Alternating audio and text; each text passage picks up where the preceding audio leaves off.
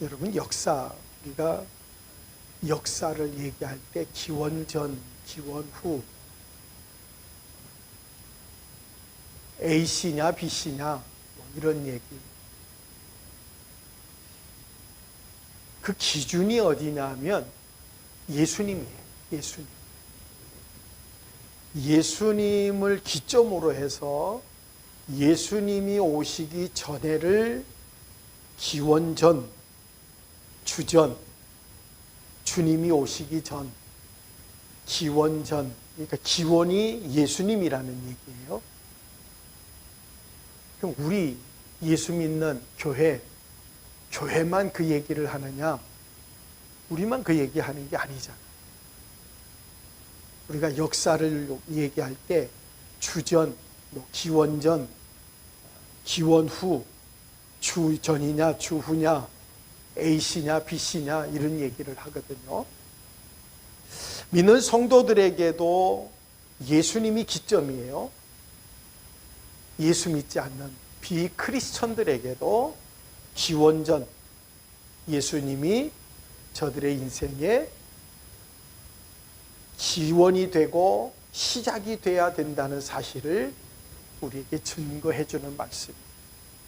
우리는 그걸 알고 깨닫고 그 하나님의 역사 속에 내가 순종하고 의지하고 살아가는 거고, 안 믿는 사람들은 그 하나님의 역사, 하나님의 선하기에서, 하나님의 주권 안에서 살면서 내 고집대로 사는 거예요. 우리는 내 고집을 내려놓고, 내 자만심을 내려놓고, 내 하나님이 주신 은혜를 깨닫고 순종하며 살아가는 게 성도의 삶이고, 믿지 않는 사람들은 그렇게 살지 않는 거예요. 예를 들어서 우리가 예수 믿기 전에 우리는 BC라 그래요. 기원전. 하나님을 모르고 살았던 인생을 주전 인생이라고, 기원전 인생, BC 인생이라고. 그런데 우리가 예를 들어서 50살 돼서 세상을 살아가는 동안 50년 동안은 정신없이 세상에서 돈 벌고 또 나름대로 세상을 즐겁게 살아가고 살다가 늦지막히 복음을 듣고 예수를 믿고 50살이 돼서 예수를 믿었다면 그 사람은 이제 AD 기원 후 1년밖에 안 된다. 역사는 시간적인 어떤 시간이 정해져 있다면 우리 신앙생활을 하는 성도들은 예수 믿기 전에는 내 인생이었고 내 의지대로 살았던 사람이다. 그러나 어느 날 그 나이가 어려서 믿었던지 해서 지난주에 설교하면서 어린아이 7, 8살 된 아이가 목사님에게 질문한 얘기를 드렸듯이 어떻게 해야 내가 그리스도인인 것을 압니까?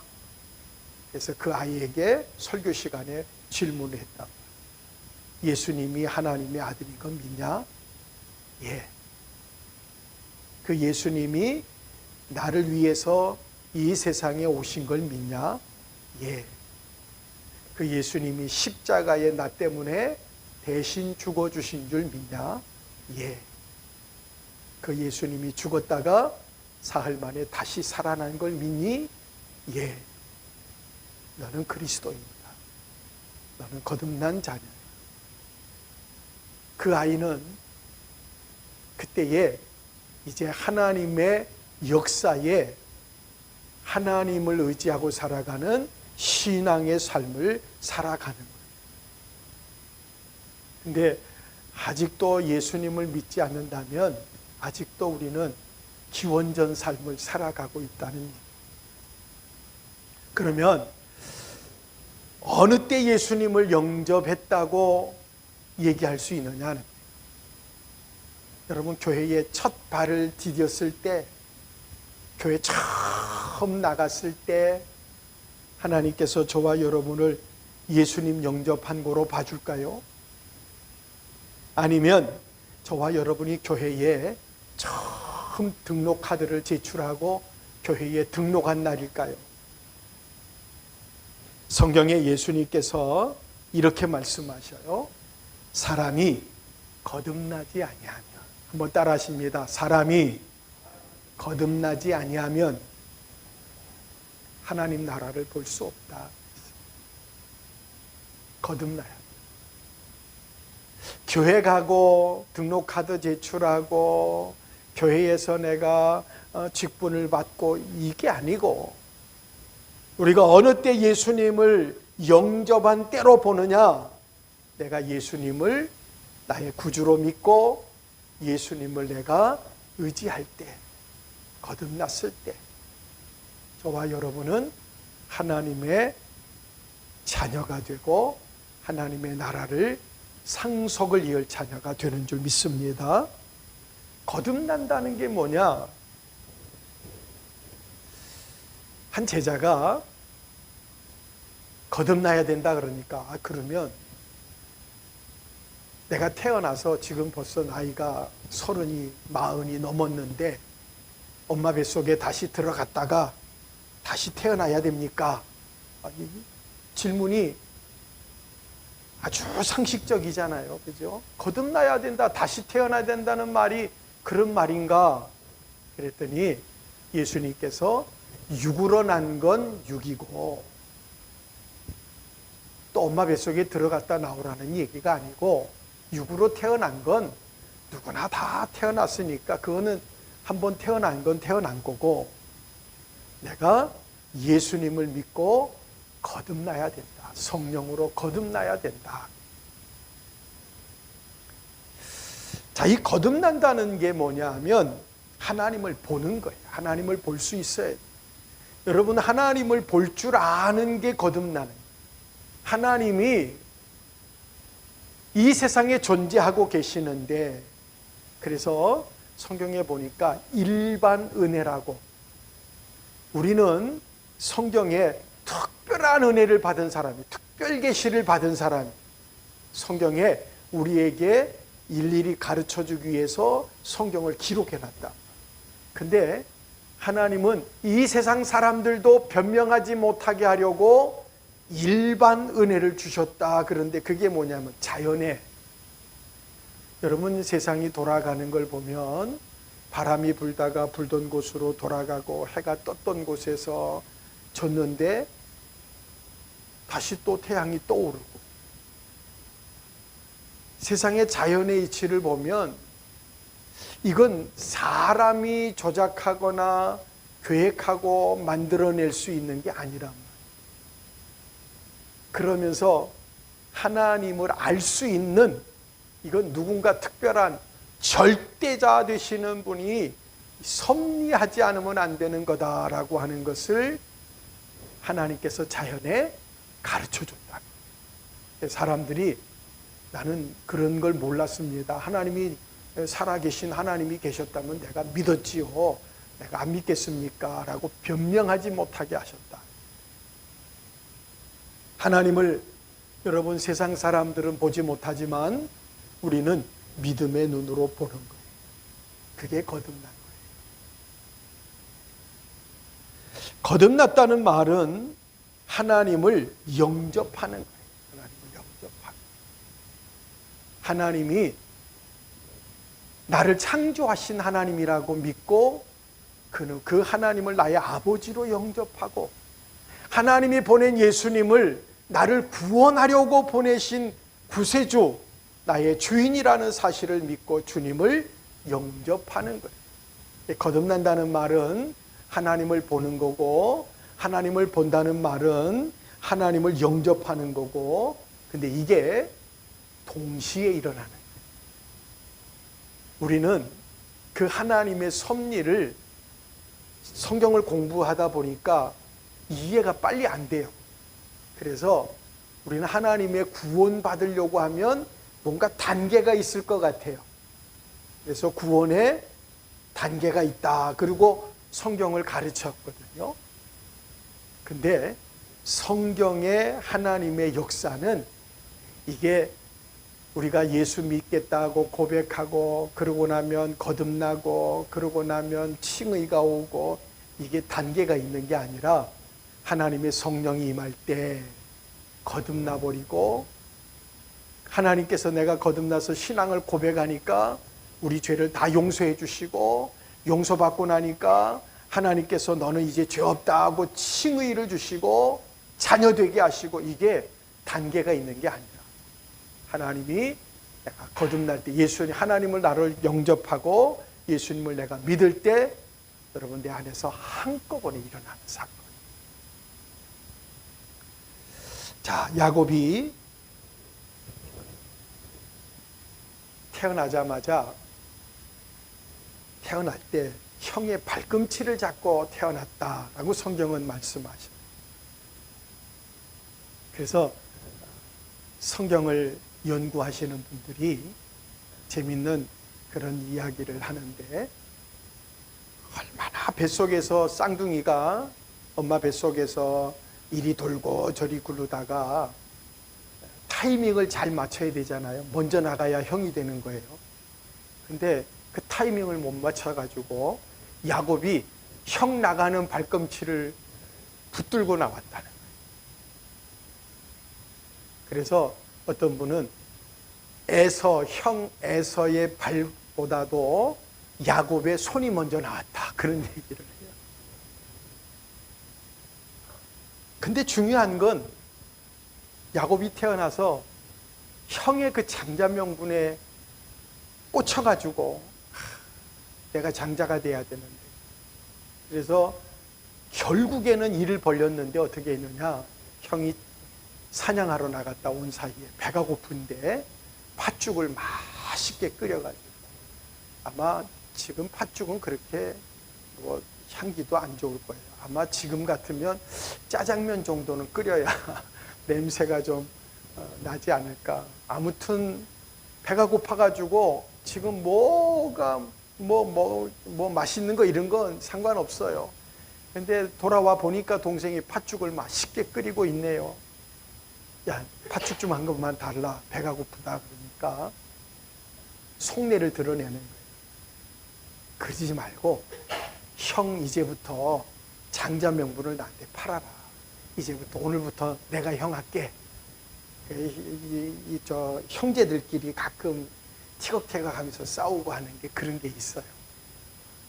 농담 삼아 재미있게 뭐 하면서도 그럴 수 있고 그 속내가 있어요. 오늘부터 내가 형이야.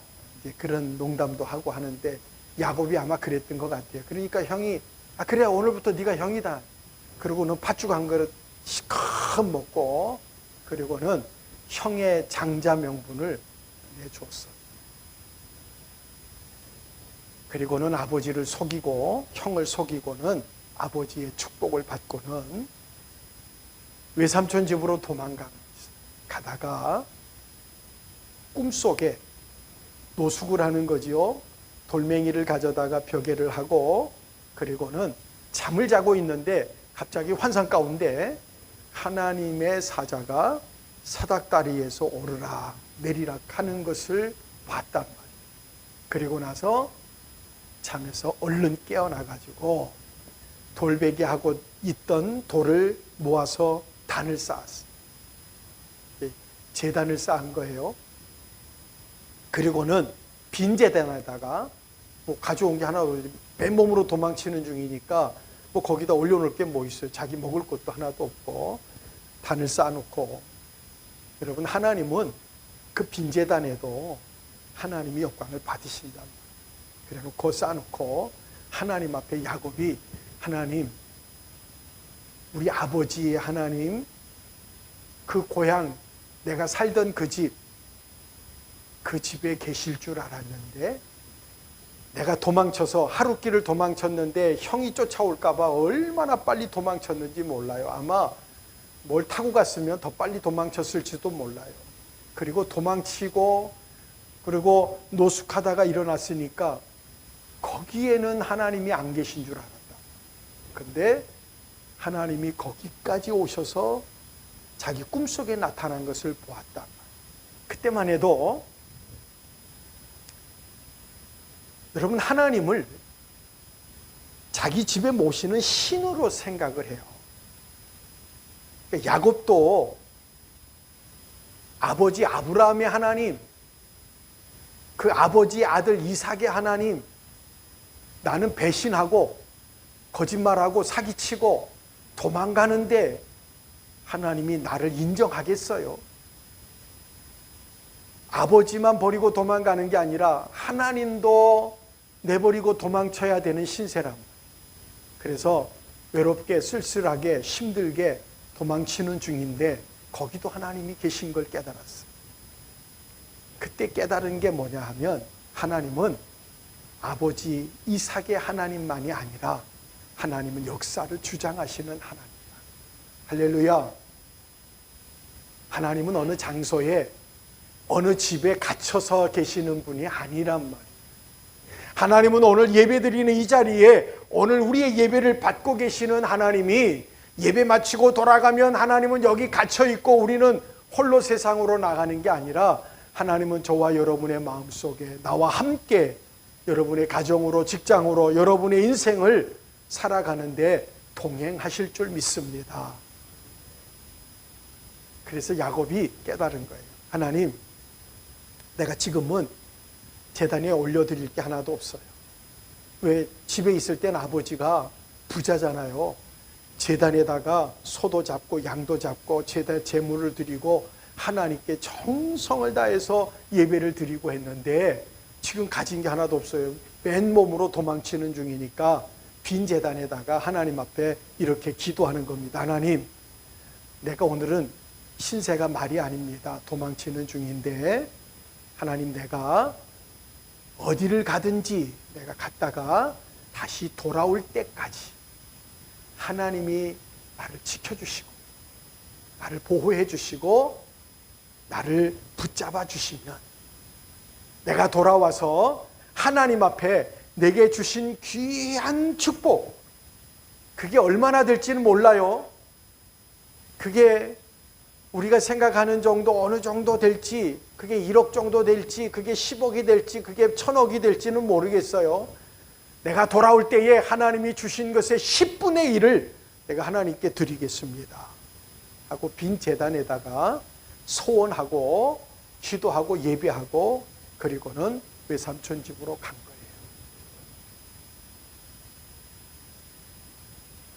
하나님이 이렇게 약속하셨어요. 야곱아, 내가 너와 함께 있어. 내가 어디로 가든지 너를 지키며 너를 이끌어 이 땅으로 돌아오게 하리라. 할렐루야.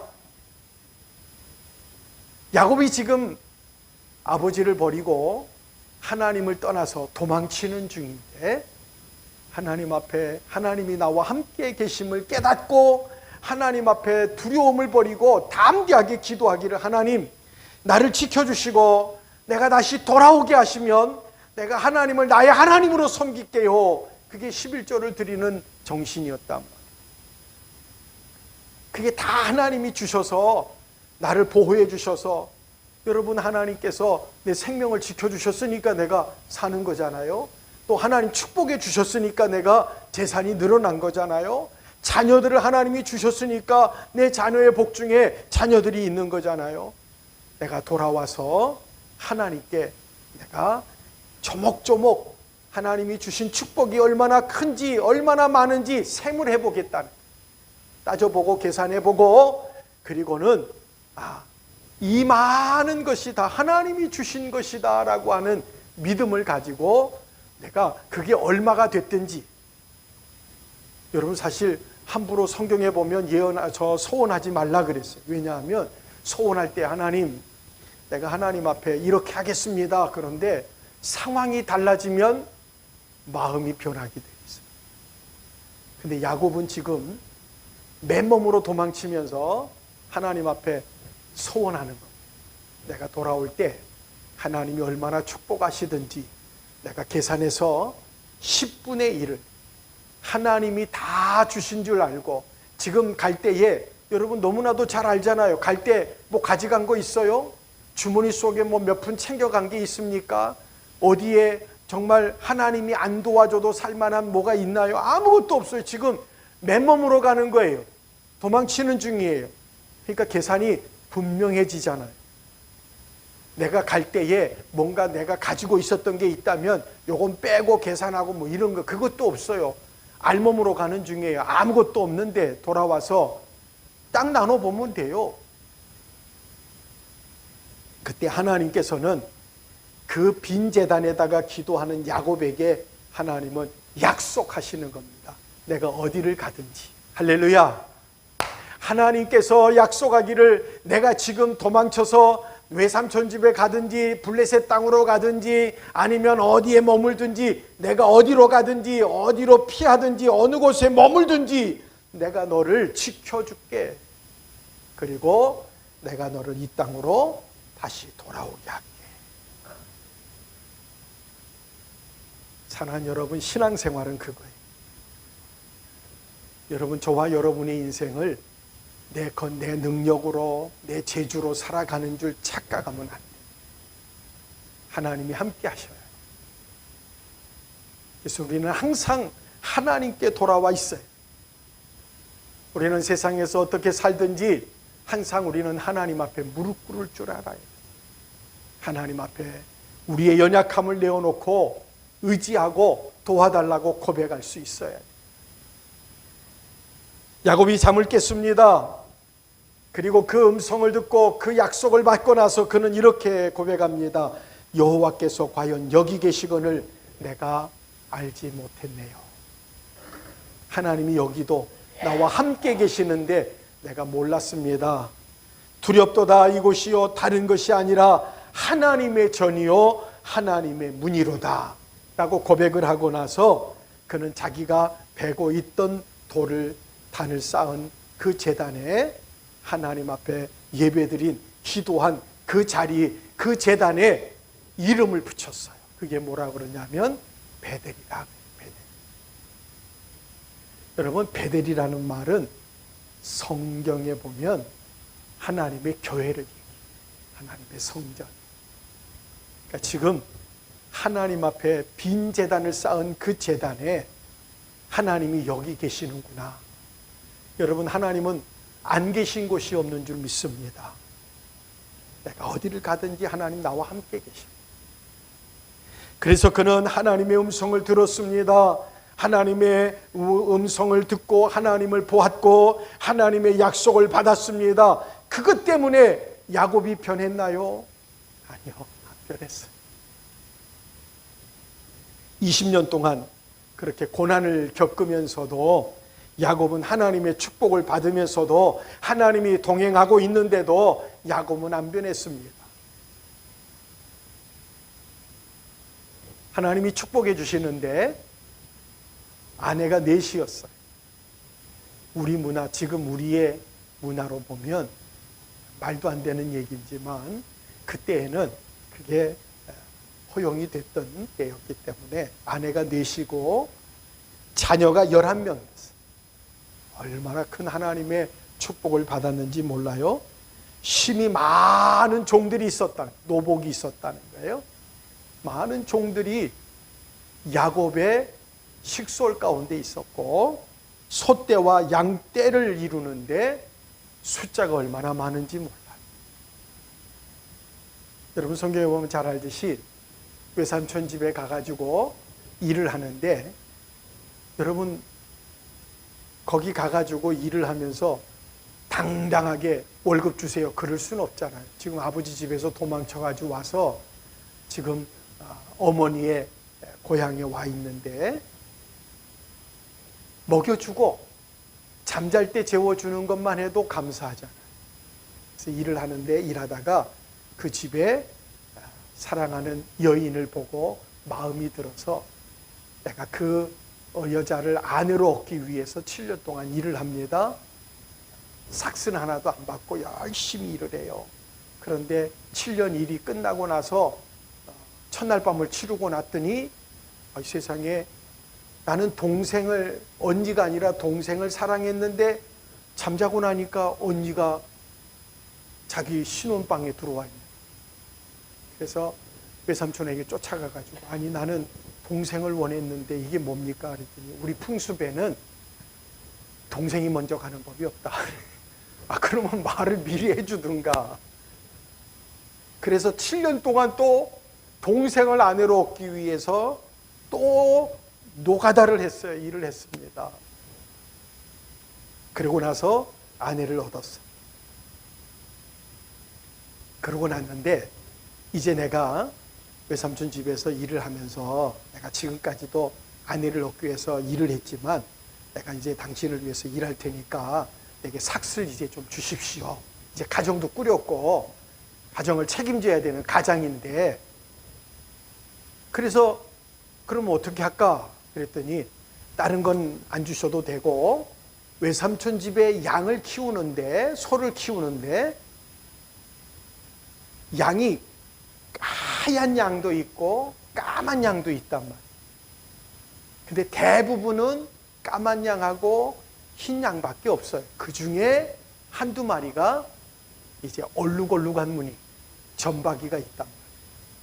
그래서 만약에 새끼를 낳았는데 흰색을 낳거나 검은색을 낳으면 외삼촌 목이고 점박이를 낳으면 제 삭수로 주세요. 가만히 외삼촌이 계산해 보니까 아 이거 뭐 또 종으로 부릴 수 있는 기회가 온 거예요. 아, 좋다. 그리고는 야곱의 집을 멀리 떨어뜨려놔요.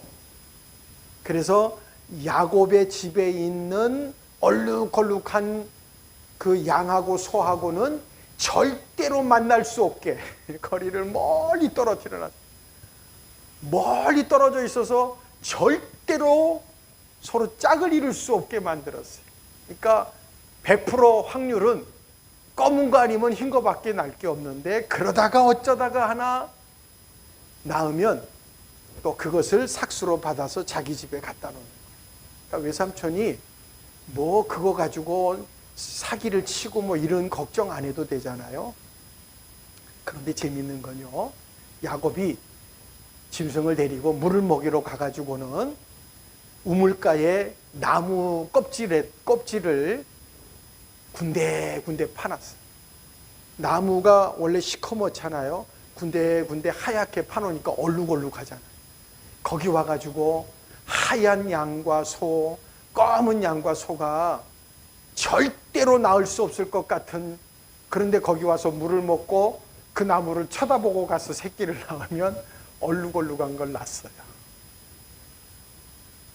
그러면 새끼를 낳으면 또 자기 집에 갖다 놓고 했는데 그 숫자가 어마어마한 거예요.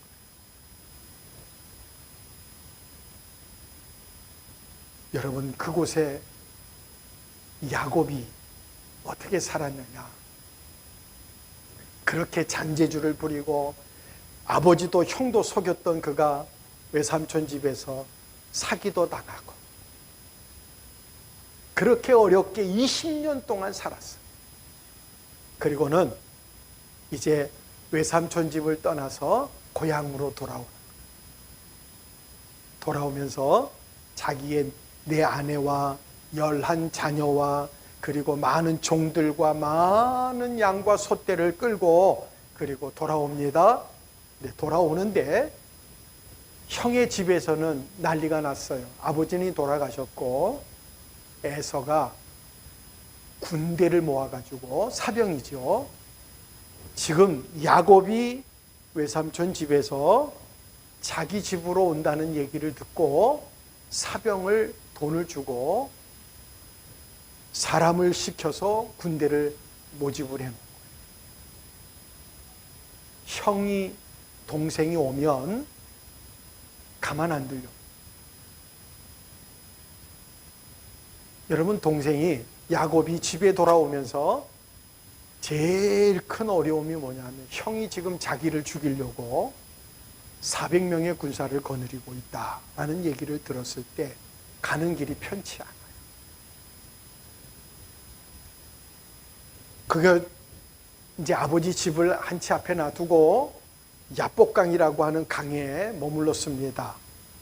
그리고는 야곱이 첫째 사랑하는 아내와 그리고 자녀와 노복과 그리고 절반 자기의 재산을 끌고는 야복강을 건너가게 해요. 자, 형은 에서는 이제 동생이 쳐들어오면 죽이려고 준비하고 있는 거예요. 그래서 첫째 때를 보냈어요.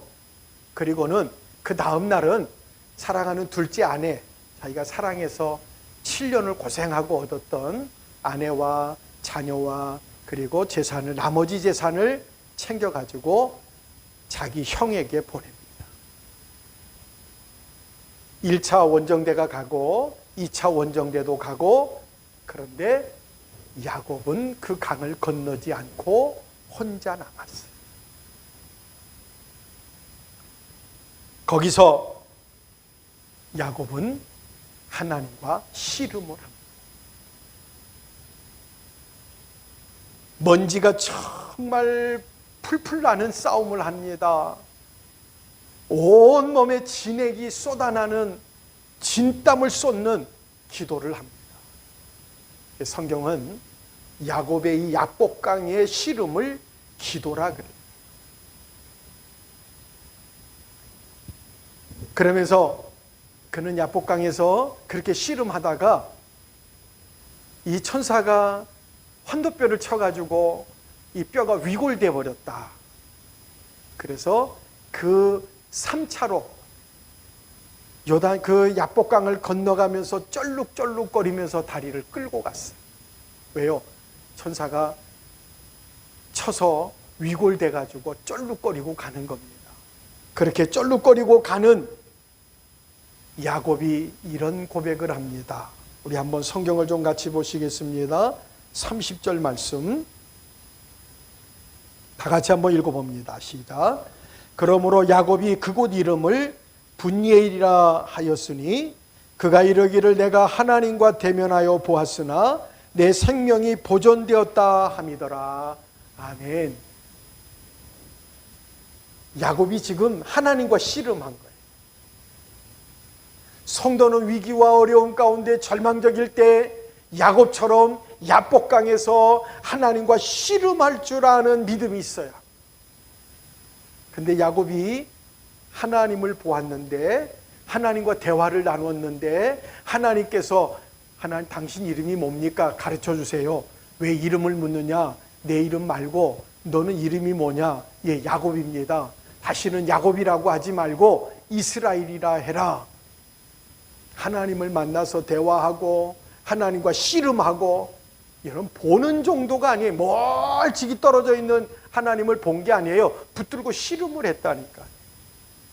근데 그가 건너가면서 그는 하나님 앞에 고백하는 겁니다. 내가 하나님을 대면하여 보았으나 죽지 않았다. 여러분, 우리에게 하나님을 대할 수 있는, 대면할 수 있는 분니엘이라고 하는, 여러분 야곱이 씨름했던 이 놀라운 은혜를 여러분 붙드시기를 주의 이름으로 축원합니다. 분니엘의 축복은 겸손하게 만드는 겁니다. 야곱이 교만했어요. 내 아내와 11명의 자녀와 많은 재산을 가지고 있었는데 그는 그게 하나님의 은혜인 줄 몰랐어요. 하나님의 은혜로 하나님이 주신 줄 깨닫지 못하고 지금 자기는 내 힘으로 내 재주 가지고 그게 내 것인 줄 알고 살았다. 결국에는 그가 하나님과 씨름하다가 하나님께 얻어맞아서 다리가 위골돼서 쩔룩거리며 걸어가야 될 만큼 그렇게 연약한 가운데 있을 때 깨달은 겁니다. 그게 바로 하나님께서 주신 겸손한 은혜. 기도하면 바뀌는데 야곱은 기도해도 바뀌지 않았어요. 환경이 변하지 않았어요. 왜냐하면 아직도 400명의 군사를 거느리고 형 에서가 자기를 죽이려고 지금 준비하고 있다. 그런데 기도하니까 뭐가 변했느냐? 한번 따라하십니다. 마음이 변하더라. 무릇 지킬 만한 것보다 내 마음을 지켜라. 죽고 사는 권세가 거기 있다. 여러분, 이 마음이라고 하는 게 생각과 같은 언어를 써. 내 마음과 생각을 지키라. 야곱이 지금까지 자기의 마음이 변하지 않았단 말이에요. 그런데 씨름하고 깨닫고 나서 그가 변했습니다. 그는 무서워서 형에게 가질 못하고 있었어요. 그러다가 결국 형을 만나게 됐을 때에 형이 쫓아와가지고 7번이나 땅 앞에 절하고 형을 가까이 갔더니 형이 달려와서 목을 끌어안고 입을 맞추며 함께 울었다 그랬어요.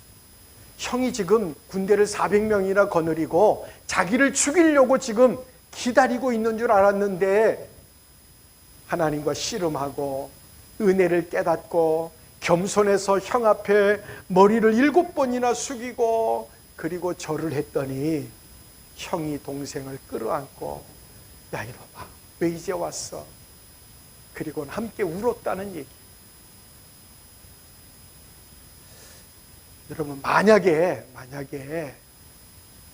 야곱 동생이 20년 전에 아버지와 형을 속이기 전에 형한테 7번 절을 했었더라면 형 그거 뺏으려고 하지 말고 형을 형으로 인정하고 그랬더라면 20년 동안 이 뺑뺑이를 안 돌고 거기서 행복하게 편안하게 은혜와 축복을 누리며 살았을 텐데 거기서 도망치고 고생만 20년 동안 하다가 돌아왔는데 가지기는 많이 가진 것 같은데 나중에 형이 그런 얘기를 합니다. 형이 왜 나를 죽이려고 400명 군대를 거느리고 그랬느냐? 아니라는 거예요.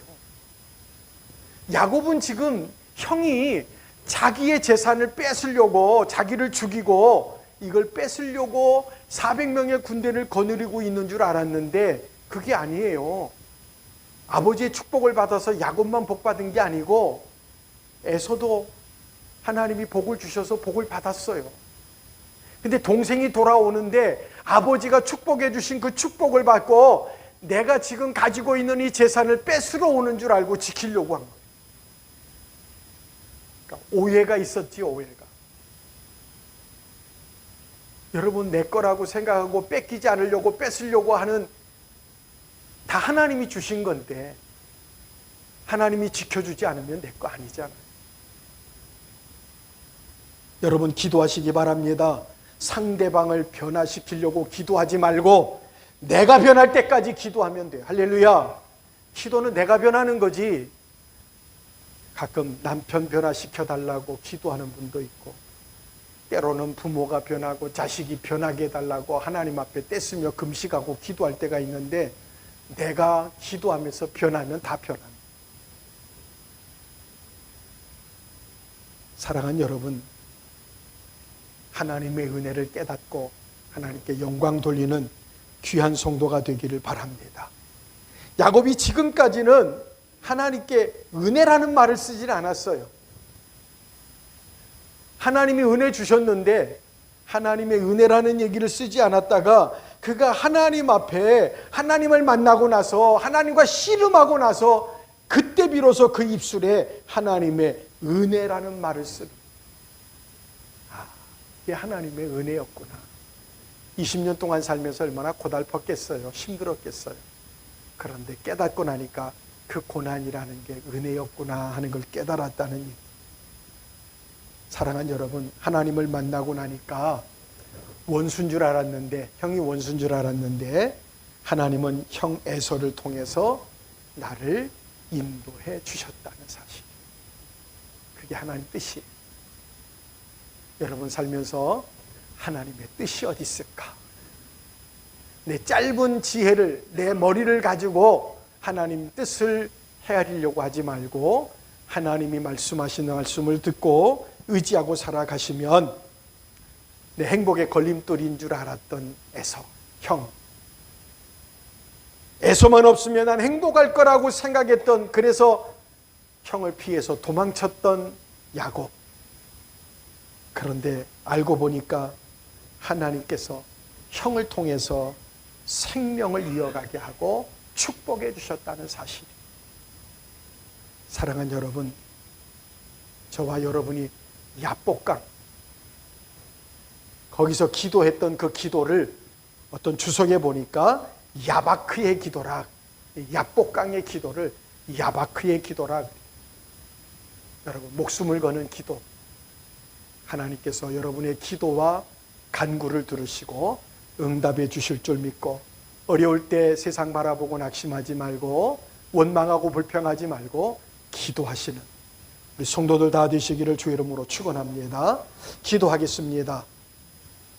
야곱이 하나님과 씨름하고 나서 그가 깨닫고 고백한 것이 분이엘의 축복을 고백합니다. 내가 하나님을 만났는데 내가 죽지 않았다고, 하나님께서 나를 지켜주시고 나를 구원해 주시고 인도해 주셨다고 고백하는 신앙 고백이 있게 하여 주시옵소서. 하나님, 어려울 때 야곱처럼 기도하게 해 주옵소서. 하나님께서 야곱을 이끌어 가시려고 하나님이 역사하신 걸 깨닫게 해 주옵소서. 오늘도 하나님, 저희들이 믿음을 가지고 세상으로 나아갈 때 세상을 바라보며 낙심하지 말고 하나님께 무릎 꿇고 기도하는 하나님 귀한 성도들 꼭 되게 하여 주옵소서. 지금은 괴머리가 되시는 우리 구주 예수 그리스도의 은혜와 하나님의 사랑하심과 성령님의 교통하시고 위로 역사하심이 머리 숙인 성도들과 가정과 사업과 자녀들 속에 지금으로부터 영원토록 함께 있을지어다. 아멘.